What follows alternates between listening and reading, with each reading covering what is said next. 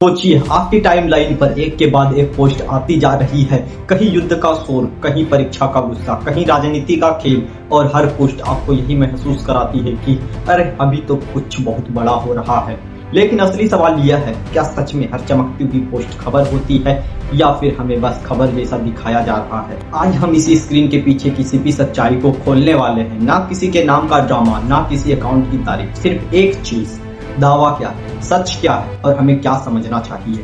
और भरोसा रखिए दोस्तों, आज की इस वीडियो के बाद आप सोशल मीडिया पर किसी भी वायरल पोस्ट को पहले की तरह नहीं देखेंगे। नमस्कार दोस्तों, मेरा नाम है रेवा और आप लोग देख रहे हो रिकॉर्ड भारत।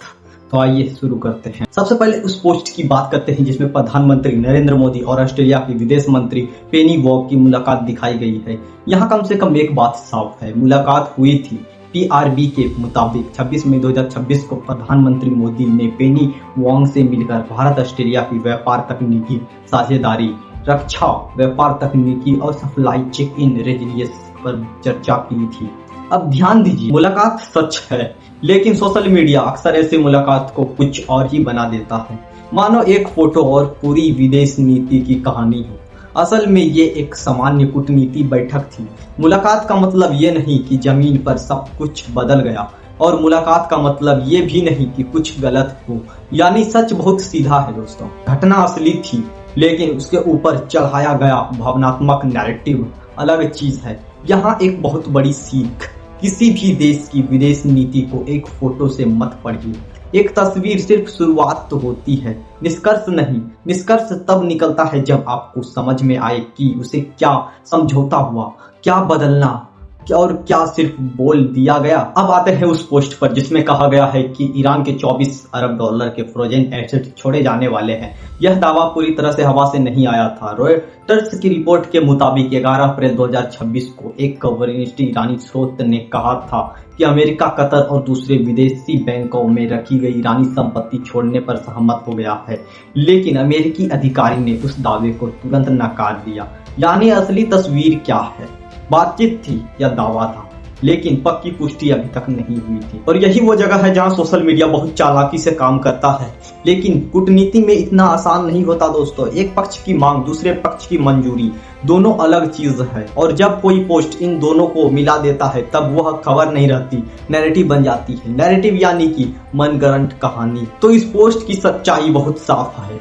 ईरानी फ्रोजन एसेट्स को लेकर बातचीत, दावा मौजूद था, लेकिन पोस्ट में दी गई पक्केपन की भाषा पूरी तरह सत्यापित नहीं थी।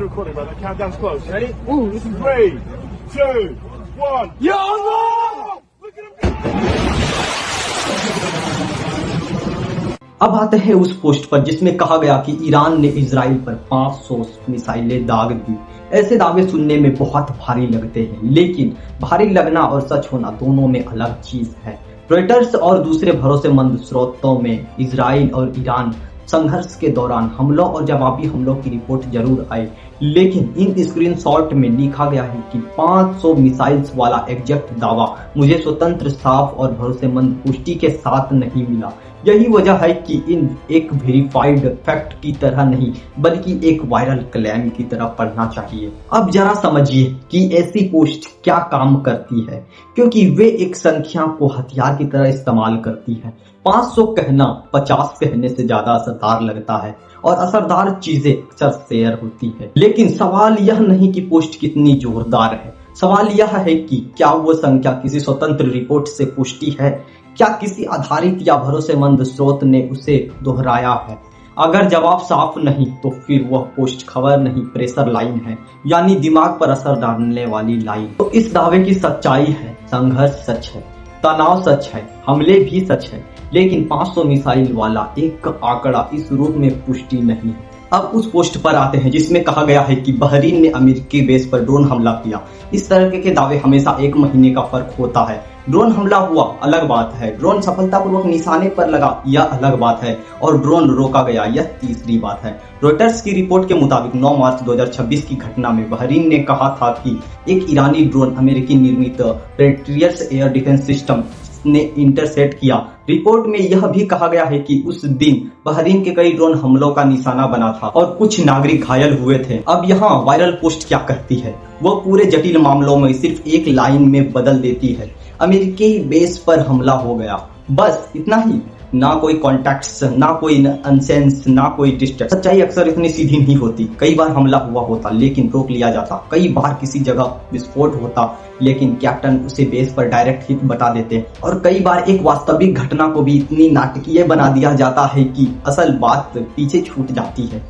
तो इस पोस्ट का सही निष्कर्ष क्या है? इस पोस्ट का सही निष्कर्ष यह है कि बहरीन में ईरान ड्रोन घटनाएं और पैट्रियोट इंटरसेप्शन की रिपोर्ट सच थी, लेकिन स्क्रीनशॉट की भाषा घटना को जरूरत से ज्यादा ड्रामेटिक्स बना रही थी। अब उस वायरल वीडियो की बात करते हैं जिसमें एक व्यक्ति हेलीकॉप्टर पर बैठ करके M134 मशीन गन से एक ड्रोन पर अटैक करते हैं और वो गिरते हुए तस्वीरें दिखती है।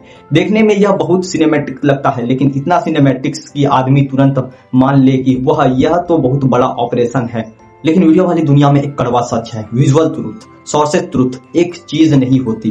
रॉयटर्स ने मई 2026 में एक रिपोर्ट में बताया कि ईरान ने स्टेट ऑफ हॉर्मोन्स के ऊपर रिकॉनेसेंस ड्रोन के डेब्री का वीडियो जारी किया था, लेकिन वायरल पोस्ट में जो छवि दिखाई जा रही थी उसका दावा अलग हो सकता है और उसकी स्वतंत्र पुष्टि जरूरी रहती है। और यही नहीं, दुनिया में दूसरी संघर्ष में भी इतने तरह के विजुअल्स पहले से मौजूद रहे हैं, यानी किसी भी एक देश की फुटेज को किसी दूसरे संदर्भ में चिपका देना इंटरनेट की बहुत पुरानी चाल है। इसीलिए यहाँ असली सवाल यह नहीं कि वीडियो में कुछ उड़ रहा है या गिर रहा है, असली सवाल यह है, क्या यही वही घटना है? क्या यही वही जगह है?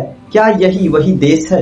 और क्या इसका स्रोत भरोसेमंद है? अगर इन सवालों के जवाब साफ नहीं है तो फिर वीडियो अपनी जगह वायरल हो सकता है, लेकिन ट्रुथ अपनी जगह अधूरा रह जाता है। तो इस पोस्ट की असली सच्चाई क्या है? वीडियो प्रभावशाली है, लेकिन संदर्भ में दावा को स्वतंत्र पुष्टि की जरूरत है। अब उस पोस्ट की बात करते हैं जिसमें कहा गया कि इजराइल ने ईरान को कमजोर समझ लिया था, लेकिन अब ड्रोन्स और मिसाइल भी ईरानी एयर स्पेस में घुसने में संघर्ष कर रहे थे।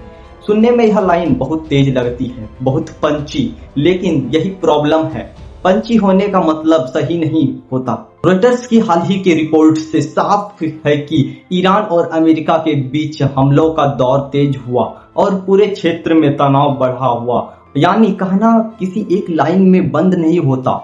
यह मल्टी लेयर्स कॉन्फ्लिक्ट है जिसमें military action, counter action, negotiation and Daniel और प्रोपेगेंडा सब एक साथ चल रहा। ऐसी पोस्ट अक्सर वॉर को किसी मूवी ट्रेलर की तरह बेचती है।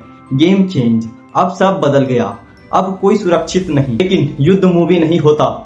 युद्ध में बयान, हमले, जवाब और छिपाई गई जानकारी सब एक साथ चलते हैं, और सोशल मीडिया का काम कई बार सच्चाई बताना नहीं बल्कि इमोशनल मैक्सिमाइज करना होता है, इमोशनल अधिकतम करना। तो इस पोस्ट का सही पार्ट यह है, एक ओपिनियटेड फार्मिंग, एक फैक्चुअल वर्डिक्ट नहीं, और फार्मिंग को फैक्ट समझ लेना ही सबसे बड़ी गलती होती है। अब आते हैं उन पोस्टों पर जो परीक्षा और छात्रों के गुस्से से जुड़ी है। यह हिस्सा बहुत संवेदनशील है क्योंकि यहाँ बात सिर्फ पोस्ट की नहीं होती, हजारों लाखों छात्रों की जिंदगी की होती है। नीट यूजी 2026 मामलों में खबर साफ है कि पेपर लीक के आरोप बीच परीक्षा रद्द हुई, प्रोटेस्ट और सीबीआई जांच आगे बढ़ी। रॉयटर्स, कनेक्ट और दूसरे विश्वसनीय स्रोत में यह दर्ज की है कि एनटीए ने 2026 नीट यूजी परीक्षा को पेपर लीक एलिगेशंस के बाद कैंसिल किया। सीबीआई की जांच भी आगे बढ़ी। इंडिया एक्सप्रेस और टाइम ऑफ इंडियन रिपोर्ट में भी अरेस्ट और पार्लियामेंट सिक्योरिटी की बात सामने आई। एसएससी जीडी के मामले में तस्वीर थोड़ी अलग है। एनडीटीवी की रिपोर्ट के मुताबिक एसएससी चेयरमैन ने कहा कि पेपर लीक नहीं हुआ, लेकिन हैकिंग अटेम्प्ट्स और टेक्निकल एरर्स की बात मानी गई, यानी कि मिस यूज, डिस्क्रिप्शन और इंटरफेरेंस की जांच है। लेकिन हर वायरल के लीक को सीधे पेपर लीक कंफर्म्ड कहना सही नहीं होगा। अब सबसे जरूरी बात सुनिए, छात्रों का गुस्सा बिल्कुल रियल है, क्योंकि जब परीक्षा सिस्टम हिलता है तो सिर्फ मास्क नहीं हिलते, सपने हिलते हैं, घरों की उम्मीद हिलती है, महीनों की तैयारी हिलती है और भरोसा हिलता है। अगर कोई चॉइस है तो उसको उसी नाम से बुलाइए। तो इस पूरे हिस्से की सच्चाई है, नीट में गंभीर पेपर लीक कंट्रोवर्सी और ऑप्शनल एक्शन वास्तविक है। एसएससी जीडी में डिस्ट्रीब्यूशन और हैकिंग अटेम्प्ट्स की पुष्टि मिली, लेकिन हर वायरल दावा अपने आप में फाइनल ट्रुथ नहीं। उस पोस्ट पर आते हैं जिसमें कहा गया है कि 2029 की तैयारी अभी से शुरू हो चुकी है और राहुल गांधी अब विपक्ष नहीं, सीधे एक अलग किस्म की राजनीति कर रहे हैं। यहाँ ध्यान देने वाली बात यह है कि यह पोस्ट खबर कम और राजनीतिक इंटरेक्शन ज्यादा है। अभी 2029 कोई कॉन्ट्रैक्ट्स इवेंट्स नहीं है, एक फ्यूचर इलेक्शन होराइजन है। तो इस पोस्ट 2029 की परिभाषा में अभी से लड़ाई, जब कोई पोस्ट 2029 की भाषा में अभी से लड़ाई बुनती है तो वो डेटा नहीं दे रही है होती, वो पॉलिटिकल मूड बना रही होती है। यानी यह पोस्ट किसी एक घटना का निष्कर्ष नहीं बल्कि आने वाले समय की लड़ाई का फ्रेम है। और फ्रेमिंग राजनीति का सबसे शक्तिशाली औजार होता है। जो पहले फ्रेम सेट कर लेता है वो अक्सर डिबेट की शुरुआत भी अपने हिसाब से करता है। तो यहाँ सही समझ यह है कि यह कोई पुष्टि समाचार नहीं बल्कि एक राजनीतिक व्याख्या है, और राजनीतिक व्याख्या को फैक्चुअल रिपोर्टिंग के बराबर रख देना भूल होती है। अब उस शुरुआती जनता वाले विजुअल पर लौटते हैं जिसमें भीड़ की धुंधली तस्वीर, बड़ा शब्द और नीचे ड्रामेटिक सेटअप है। ऐसे विजुअल्स का काम बहुत सीधा होता है। पहले आपको रोकना, फिर आपको भावनात्मक बनाना और फिर आपको कहानी के अंदर खींच लेना। लेकिन यही वो जगह है जहां व्यूअर्स को थोड़ा ठहरना चाहिए, क्योंकि भीड़ दिखती है इसका मतलब यह नहीं कि हर बात वैलिडेटेड है। दर्द भी दिखा इसका मतलब यह नहीं कि हर निष्कर्ष सही है। और ड्रामेटिक्स फॉन्ट का मतलब यह नहीं कि ड्रामेटिक्स ट्रुथ मौजूद हो। सोशल मीडिया में सबसे बड़ी जीत अटेंशन ही होता है, और अटेंशन अक्सर सबसे पहले इमोशन से मिलता है। यही वजह है कि ये पोस्टर डिजाइन में भी भारी लगती है, टोन में भी भारी लगती है और व्यूअर्स के मन में भी भारी लगती है।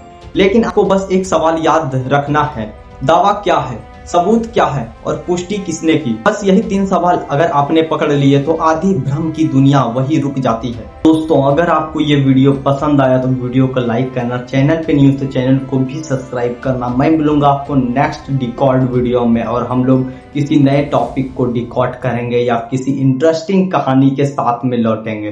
तब तक के लिए बाय बाय, जय हिंद।